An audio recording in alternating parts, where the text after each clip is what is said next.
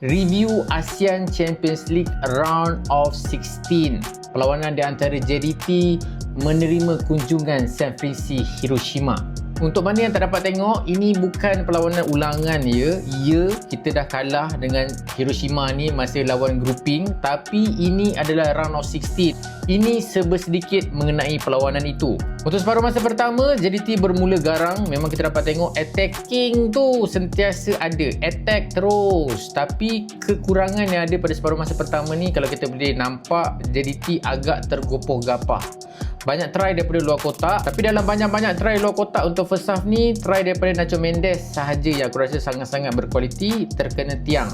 Untuk separuh masa pertama, pasukan pelawat ada juga serang, ada juga melakukan serangan, tapi tak setajam pasukan JDT. Untuk separuh masa kedua, perlawanan berubah menjadi lebih baik untuk JDT dari segi momentum dan juga pace. Lebih nampak kompos dari segi attacking. Jaringan pertama JDT hadir pada minit ke-52, hasil jaringan daripada Akedze. Pemain yang dibawa masuk di separuh masa pertama menggantikan Atsu Insa tu. Dia skor cantik guys. Curling shot menggunakan kaki kiri. 1-0 untuk JDT. Disebabkan JDT menyedari diorang ada lagi satu game nanti sebelum mereka bertandang ke Jepun, diorang nak gol yang banyak. Mereka terus melakukan serangan demi serangan tuan-tuan. Gol kedua JDT hadir pada minit ke-63, hasil jaringan daripada Bergson. Bergson yang baru saja dibawa masuk untuk separuh masa yang kedua menggantikan Jairo. Memang nampak sumbangan beliau instant impact. Gol ketiga hadir pada minit ke-84, hasil jaringan daripada Marcos. Satu hantaran yang baik daripada Oscar Ribas memberikan kepada Marcos, terus melakukan percubaan dan masuk. 3-0 guys.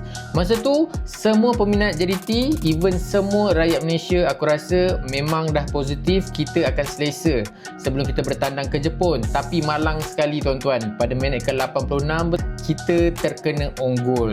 Satu try daripada pasukan pelawat terkena keeper dan bola tu melantun terkena kaki Nene dan terus on goal.